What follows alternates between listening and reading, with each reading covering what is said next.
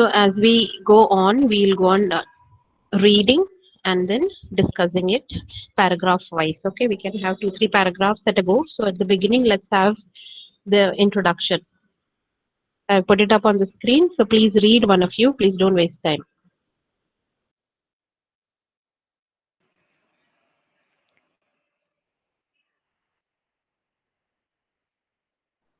The essay on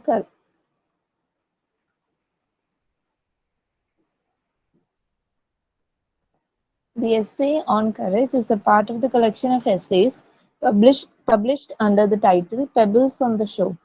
The essay is an insightful inquiry into the concept of courage. He draws examples from various environments to prove his point. He refers to a story about a sailor who, in the face of death, chooses to give another person a chance to live instead of being selfish and availing the opportunity he had of saving himself. Not many are capable of such sacrifice. However, such cold-blooded sacrifice is not the only way of showing courage. The essay further explores Mark Twain's narrative about a famous author of classics who snatched away a drowning woman's life belt in order to save himself. This is not courage, but it cannot be called cowardice either. Gardiner concludes the essay by arguing that a person should possess both physical and mental courage exhibited by the heroic act of the sailor. In his case, it is evident that the act was not out of gallantry, but of the profound presence of courage in the face of death. All right. So in this essay, he is going to list out a couple of examples. And then he's trying to show us the different kinds of courage. So first he speaks about uh, this example of a sailor. So his ship was going down, so there was a boat into which they could escape, and it was not possible for all of them to get a place in the boat. So what they did was they cast lot, kind of a lottery. So sailor got the lottery, and he could go into the boat and save himself from the sinking ship. But then when he was about to do that, he remembered his friend, and then he exchanged his place with that of the friend. And what is the reason for that? The reason was the friend had his parents waiting for him back at home, whereas he did not have anybody waiting like that for him. So that one thing was enough for him to make up his mind, and it's kind of a sacrifice. And he calls it cold-blooded. Cold-blooded is as in you really think about it, reflect about it, and then you make a sacrifice. That is a shining example of courage, because it takes a lot of mental strength in order to sacrifice like this.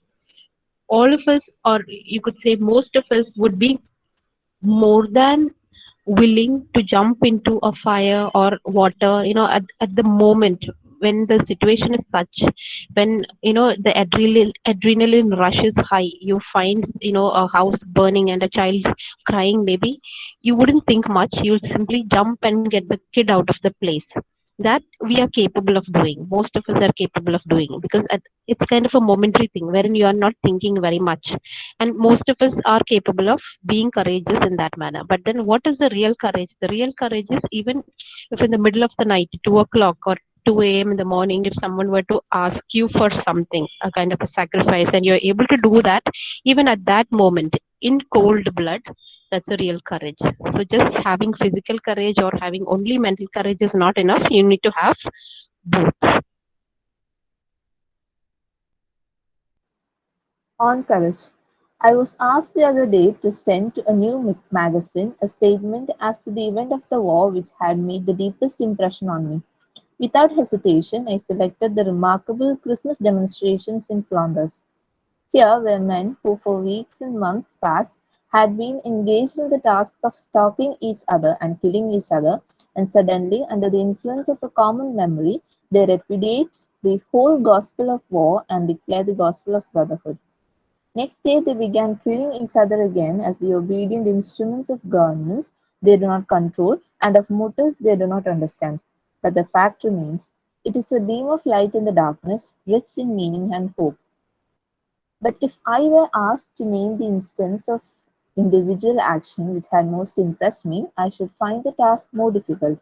Should I select something that shows how war depraves or something that shows how it ennobles? If the latter, I think I would choose that beautiful I'll choose that beautiful incident of the sailor on the Formidable. He had won a ballot, a place in one of the boats. The ship was going down, but he was to be saved. One pictures the scene. The boat is waiting to take him to the shore and safety. He looks at the old comrades who have lost in the ballot and who stand there doomed to death.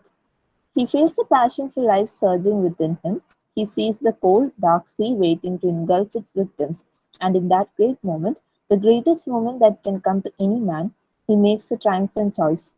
He turns to one of his comrades. "You've got parents," he says.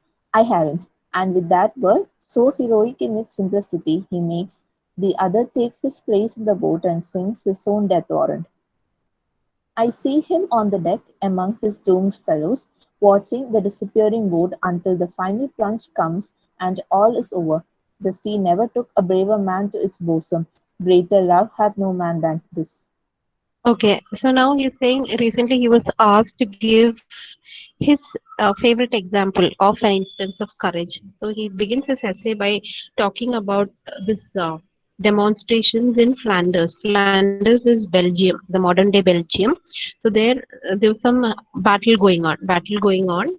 It was a colony. So colony, as in the Britishers had hold over it like that. So there were these political demonstrations and there was a battle wherein people were killing each other. But then what happened on Christmas, they undertook a truce. Truce as in they decided not to get at each other's throat and they started respecting each other and they um, propagated, you could say, the gospel of brotherhood. They forgot the gospel of war. And what is interesting is still the day before that they were at each other's throat. They were killing each other. But then Christmas brought in or brought out the best in them. And that day it went with a lot of merriment and brotherhood, everything. But then what happened the very next day? Again, they were back at what they were doing previously. And what was that? Killing each other. So they were just being obedient instruments of governments. And they're just an example of all those soldiers who simply follow instructions and they have no questions asked and no answers given. That's actually the duty of a soldier. But then the fact is, even in this kind of a dark situation, people are capable of being caring and they have the courage to accept and love each other. So that's one example he's giving. But then, if we were to ask his favorite example of courage, then he speaks about this sailor, sailor who was sailing by this ship called Formidable. That is the name of the ship, Formidable. Please remember that. So what happened? The ship was going down. It was sinking, and there was a boat. So not everyone could get into the boat. So they cast lots. That is, there was a lottery, and this sailor he won the ballot, and he got a place in the boat. He got a seat in that. So now you have two things in front of him. So on one side there is the boat that would take him to the shore and safety, and then he is looking back and he sees his friends standing in the sinking boat. What does he see? All those people who did not get the lottery, all those who did not get the lottery, who were doomed to death, that they would for sure would sink along with the ship and they would die. So he also being a common ordinary person would experience this passion for life. We all love life, right? We all would like to live, whether it is difficult or whatever. Life is worth living. And then he's looking at both the things. It's like that moment of reckoning wherein he's looking or he's torn between life and death. You know, that's the choice he has to make. So that in that great moment, what is he doing? He makes this triumphant choice. So he turns to one of his friends and he says, "You've got parents. I haven't." So he says, "You have a reason to survive, whereas I don't." So in that heroic simplicity, he takes or he gives his friend his place in the boat and he signs his own death warrant. So what would have he done? He would have gone back to the sinking ship and the friend would have gone to the boat and the boat would have sailed to safety and the sea would have taken this soldier to its bosom. So he says, "A sea never took a braver man to its bosom." So no, sea wouldn't have had anyone as brave as this before. And then see the quotation: "Greater love hath no man than this, that he lay down his life for his brother. A statement from the Bible, words of Jesus Christ. That is the greatest love that you can have for your fellow being, is wherein you sacrifice your life for the benefit or for the good of someone else. So that's the ultimate form of courage for you, according to A.G. Gardner. Can you read that story without some tumult within you, without feeling that humanity itself is ennobled by this great act and that you are, in some mysterious way, better for the deed? That is the splendid fruit of all such sublime sacrifice. It enriches the whole human family. It makes us lift our heads with pride that we are men, that there is in us at our best this noble gift of valiant unselfishness, this glory prodigality that spends life itself for something greater than life. If we had met this nameless sailor, we should have found him perhaps a very ordinary man with plenty of failings, doubtless like the rest of us, and without any idea that he had in him the priceless jewel beside which crowns and coronets are empty baubles. He was something greater than he knew. How many of us could pass such a test? What should I do? What would you do? We neither of us know, for we are as great a mystery to ourselves as we are to our neighbors.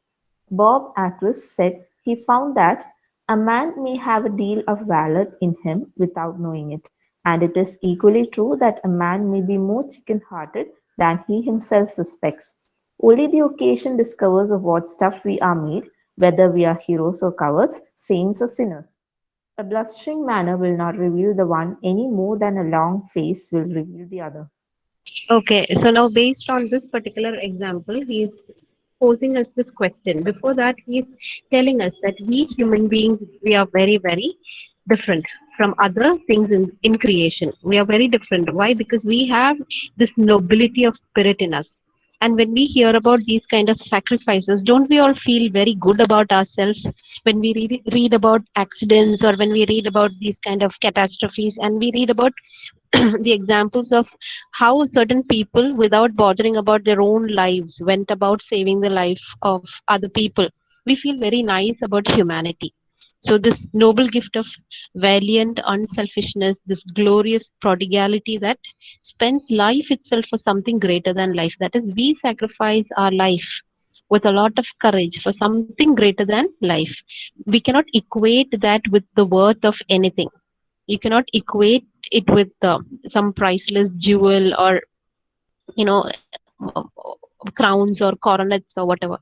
You cannot really weigh its value or worth in any of the things that we consider to be very valuable in our worldly understanding. So there is something greater than all this, and this nobility is a part of humanity. That is, this is what makes us different from other creatures. And and then he's speaking about the sailor. The sailor, if we had come across him in the street, we would have just found him very normal and ordinary, just like us, with lots of faults. And and maybe even he himself did not have that idea that within him was this wonderful courage, which would go beyond anything and everything, and would lead to that ultimate sacrifice wherein he happily signed his death warrant, thereby giving a shot at life to his fellow comrade. Not everybody is capable of that, and we ourselves, now, coming to our own selves, he's asking us how many of us could pass such a test if this kind of a situation were to be there in front of you. You imagine you're in a ship with your friends, your loved ones, whatever, and then you had to make a choice. What would you do? We don't know. Why? Because we are mystery to our own selves, because we don't know to the depth or to the extent to which we can go to believe in something and to do something. We really don't know. So we are a mystery unto ourselves as we are to other people. So just like we don't understand a fellow being in all his or her complexity or totality, we don't understand our own selves. It's all a mystery. So we really don't know. And then this person, Bob Akers, what has he said? A man may have a deal of valor in him without knowing it. That is, a person may have a lot of bravery, courage in him, and he may not know it. And it's also equally true that a person may be more chicken hearted than he himself suspects. So many of us would think that we are all very brave and uh, courageous, but then we may not be. We may not be really, we may be really chicken hearted. So we really do not have an in-depth understanding of our own selves. That is whether we are courageous and what we are capable of. So it's only an occasion that would bring out the real stuff that is within us. It's the situation that would show, that would test us. So it would test and tell whether we are heroes or cowards, whether we are saints or sinners. So a blustering manner will not reveal the one any more than a long face will reveal the other. A blustering man is somebody noisy. So someone very noisy, boisterous, and so-called confident would not tell you much about that person. We hear so many stories about these kind of people going and committing suicide, and then we would be so shocked. We would say, just yesterday I spoke to him and he sounded so happy. But in reality, the person was really suffering. Whereas you find someone else who with a long face, as in a very morose, dull kind of a face, but then that person may be really enjoying thing, or may not be really what he or she appears as. So all of us, like, appearances are deceptive. Even our manners are deceptive. The reality is mysterious. We don't know. So how do we know what we are? It is the occasion or the situation that would bring out either the best or the worst in us. So the occasion would show to the world what we are and what is the stuff that we are made of.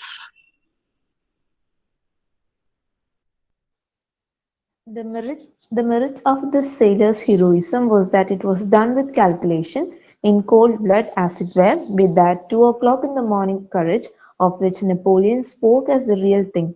Many of us could do brave things in hot blood, with a sudden rush of the spirit. Who would fail if he had time, as this man had, to pause and think, to reckon, to doubt, to grow cold and selfish?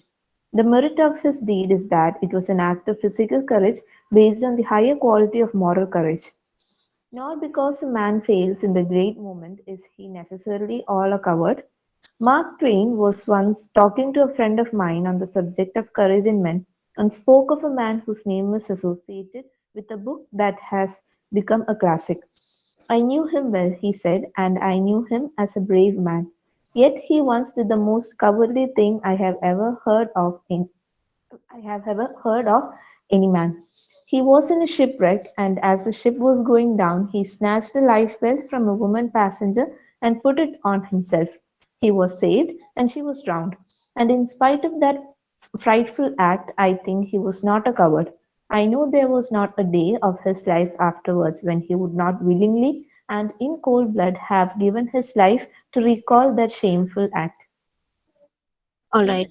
So now, what is he talking about? He's saying this kind of a calculated action, wherein you know the repercussions, you know what will happen, and you're really doing it with your eyes open, is the kind of courage. And he calls it courage in cold blood. It's like 2 o'clock in the morning courage. And Napoleon had spoken about this. And this is the real kind of courage, according to Napoleon. And then he's saying that most of us could do brave things in hot blood, that with the sudden rush of the spirit, who would fail if we had time, as this man had to pause and think, to reckon, to doubt, to grow cold and selfish. That is, all of a sudden, if you had to do something in that rush of the moment, we all would do that. But then if we had to really think about it, think about the future, think about the repercussions, what may happen, what would happen, if we had to calculate and do, then most of us would actually fail that test of courage and bravery. That's what he's saying. So if you have to think and take a decision, most of us would fail. So the real kind of courage, according to him, is the cold blooded courage, which he calls the 2 o'clock in the morning courage. The phrase was given by Napoleon Bonaparte. And then, uh, so what is he saying? This kind of a courage is of a higher quality, and he calls it moral courage. That is 2 o'clock in the morning courage, wherein you are sure, or what are you signing up for, what are you walking into. That's a kind of moral courage. And that's not just physical courage. Physical courage would make you jump into a well and save somebody, or you know, dive across water and then get somebody out of the water. All that is that momentary, hot blooded kind of a courage. But then the real thing is the cold blooded, wherein knowingly you're walking into something and you're doing something for someone. And then another thing is, sometimes what happens, these moments wherein you have to take a decision, we may fail to do the right thing, but that doesn't mean that that person is a coward. And then he gives this example of a very famous writer whose work had become a classic. So what happened, I mean, this man is known as a really courageous person. He was a real courageous person, but then what happened, once he was in a shipwreck. So his ship was wrecked and it was going down, and they had limited number of life jackets. So what happened, this life belt, he did not have one. So when he looked around, he saw his fellow passenger, a lady, a woman passenger, had a life belt. What did he do at that moment? In that particular rush, he snatched it out of that woman, and then he put it on himself. So he was saved, and this lady, unfortunately, was drowned. So at that moment, that's what he did. At that heat of the moment, he didn't know what to do, and this is what he did. So it was a frightful act, but then you cannot label him as a coward. You cannot label him that he was a coward, that's why he did like that.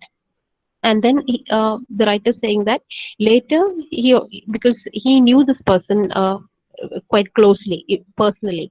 So what is he saying, this writer, he regretted his action all his life.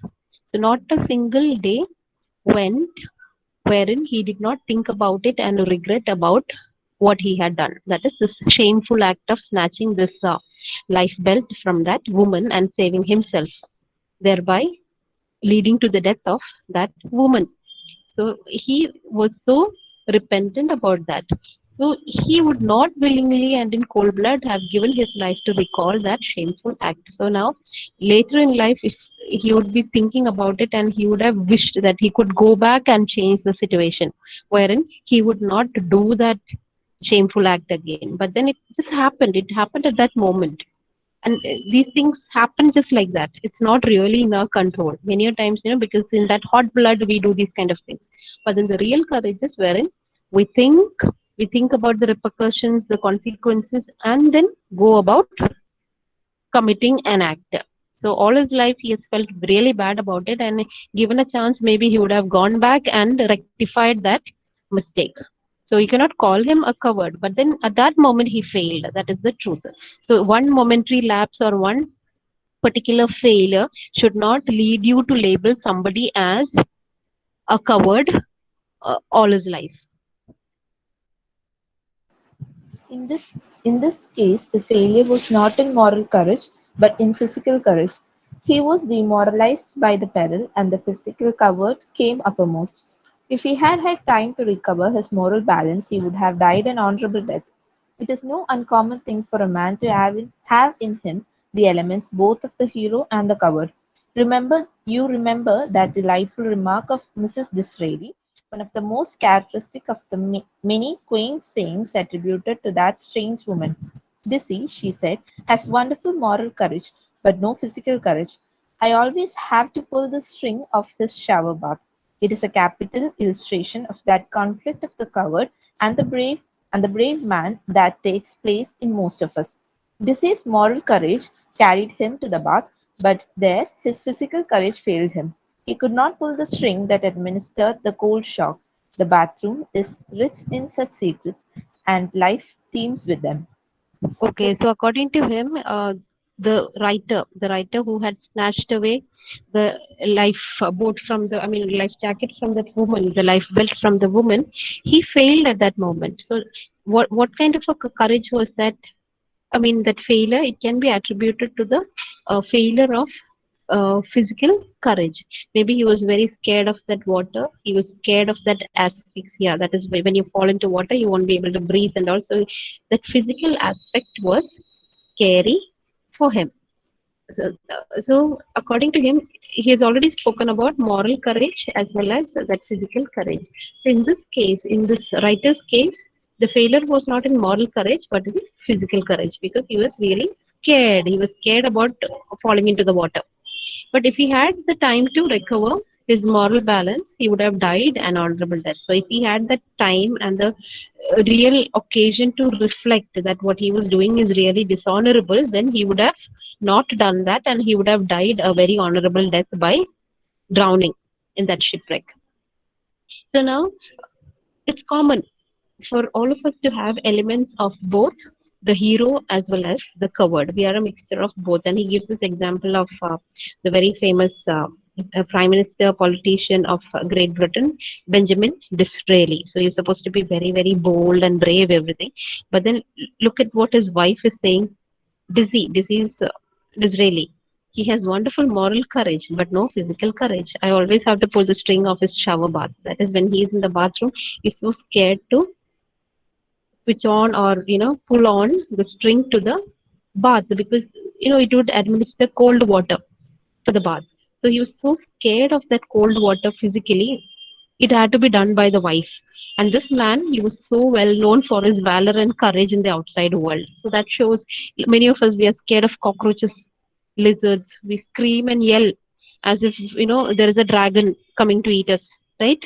So these are all little acts of physical cowardice, but that doesn't mean or that doesn't qualify us to be labeled as totally a failure or total cowards. So what is he saying? This physical thing is actually failing us many a time. So it's an example that the conflict of the coward and the brave man that takes place in most of us every day. We do feel ashamed of screaming and yelling when we see a lizard or a spider around, but then simply we do it. So look at the Disraeli. He could not pull the string that administered the cold shock because he was scared of that. Physically, he was scared of that feeling of cold water falling on his body. So it was this moral courage that took him to the bathroom. He knows that he has to have his bath, everything. Otherwise, it's not nice. So that courage takes him to the bathroom. But then the rest of the action he's not able to perform because of that physical fear or that physical cowardice because he's scared of that biting cold water falling on his body. So the bathroom is rich in such secrets and life teems with them. That is, our life gives us all these kind of instances wherein we may have the moral courage but not the physical courage. So now in the concluding part, he's going to tell us the real quality or the real quality of a true hero. So the true hero is someone who has both the kinds of courages. That is the physical courage as well as moral courage. You need to have both.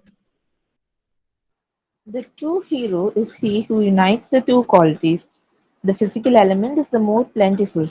For one man who will count the cost of sacrifice, and having counted it, pay the price with unfaltering heart, there are many who will answer the sudden call to meet peril with swift defiance. The courage that snatches a comrade from under the guns of the enemy, or a child from the flames, is, happily, not uncommon. It is inspired by an impulse that takes men out of themselves and by a certain spirit of challenge to fates that every one with a sporting instinct loves to take. But the act of the sailor of the Formidable was a much bigger thing. He was no thrill of gallantry and no sporting risk. He dealt in cold certainties, the boat and safety, the ship and death, his life or the others, and he thought of his comrades' old parents at home and chose death. It was a great end. I wonder whether you or I would be capable of it. I would give much to feel that I could answer in the affirmative, that I could take my stand on the spiritual plane of that unknown sailor. Okay, so what is the concluding remark that we all are? Most of us are capable of the courage that is brought on by momentary things, right? Is that is all of a sudden if we have to do, for instance, the courage that will help you snatch a friend from under the gun of the enemy or saving a child from the flame. It's all kind of momentary and done in hot blood. So this is very common among humanity, and it's good, because of which so many lives are saved because of this altruistic kind of a thing wherein that physical fear is missing. But then he's saying his favorite example of courage is again that of that sailor in the boat in that particular ship called Formidable. Because there, what was there? There was no thrill of gallantry, no sporting risk. See, when you are jumping into fire or when you're doing anything at the moment, it gives you an adrenaline rush. Your dopamines and your adrenaline, everything is on the high, and you feel buoyed by that. You become buoyant, and then you go about doing that particular thing. And you experience a high, a kind of, you're taking a risk and you're doing something. It makes you filled with some kind of euphoria. But then when you have to take a decision by thinking, when where the things are very concrete and you have to kind of weigh the pros and cons, as in when you're dealing with cold certainty, in the example of that sailor on the boat Formidable, wherein he saw the thing in front of him. So there was boat on one hand and then safety on the other, ship and death, and then his life or his comrade's life. And then he thought of his comrade's old parents at home, and then finally he chose death. So he weighed everything and then he made his decision. So that was a great end. And then he's asking the question, he's wondering whether you or I would be capable of taking this kind of a decision, this kind of a action of bravery. And then I would give much to feel that I could answer in the affirmative. So saying I would give much, that I would give anything to say that I also belong to that category. That is to say yes to that kind of a situation in which the sailor was. But then it's kind of an open-ended question. We don't know how we all would reflect and then do. So that is, I could take my stand on the spiritual plane of that unknown sailor. So he's saying, wish I could also be on the same plane of that unknown sailor. That say, we don't know what was happening in his mind, what kind of moral courage that was there in his mind that led to this kind of a sacrifice. After all, he was a very common, ordinary sailor. Nobody would have even have given him a second look or a second thought. He was so ordinary. But in spite of his apparent ordinariness, the action that he did is actually really commendable. Not everyone is capable of that. It's one of the rarest of kinds which combines both moral as well as physical courage.